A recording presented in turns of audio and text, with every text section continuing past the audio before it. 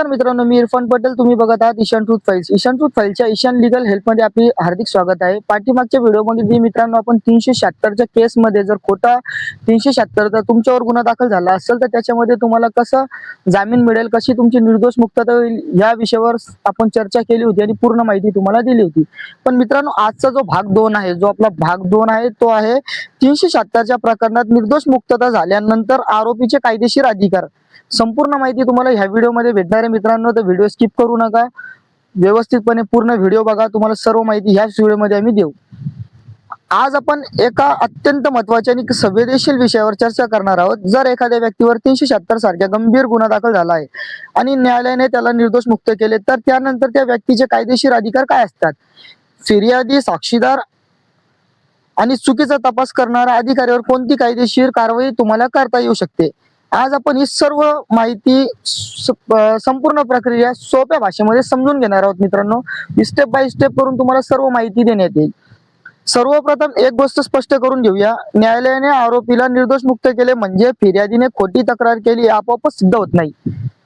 न्यायालयाने कोणत्या कारणामुळे निर्दोष मुक्तता दिली आहे, निकालात काय निरीक्षणे नोंदवली आहे आणि उपलब्ध पुरावे काय आहे, यावर पुढील कारवाई अवलंबून असते. पहिला टप्पा मित्रांनो, आता समजून घेऊया आपण स्टेप बाय स्टेप एक एक. पहिला टप्पा, न्यायालयाच्या निकालाची प्रामाणिक प्रत घ्या.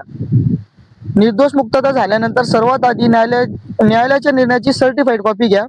तसेच FIR, चार्जशीट, साक्षीदाराचे जबाब, पंचनामे, वैद्यकीय अहवाल आणि इतर सर्व कागदपत्रे एकत्रित करा. न्यायालयाने तपासातील त्रुटी, साक्षीदाराच्या विरोधाभासी जबाबाबद्दल किंवा फिर्यादीच्या कथनाबद्दल काही निरीक्षण आहेत का हे काळजीपूर्वक वाचा. म्हणजे आता याच्यामध्ये तुम्हाला थोडं मी सांगतो.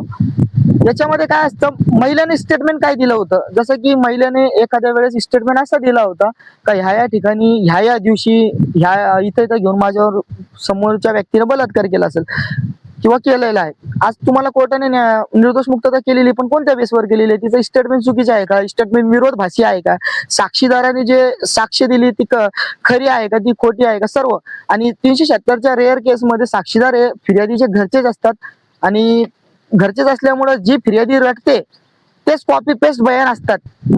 मी जे पण अभ्यास केलेला आहे याच्यामध्ये तर मी सेम बघितलेलं आहे की कॉपी पेस्ट त्यांचे स्टेटमेंट असतात. म्हणजे फिर्यादीचं जर खोटं झालं, काही फिर्यादी खोटा बोललेली असं निदर्शन झालं तर साक्षीदाराचे पण ते काही टिकत नाही आणि ते स्टेटमेंट ते काही चालत नाही. तरी सुद्धा मी हे म्हणत नाहीये का सगळे प्रकरण सारखेच असतात.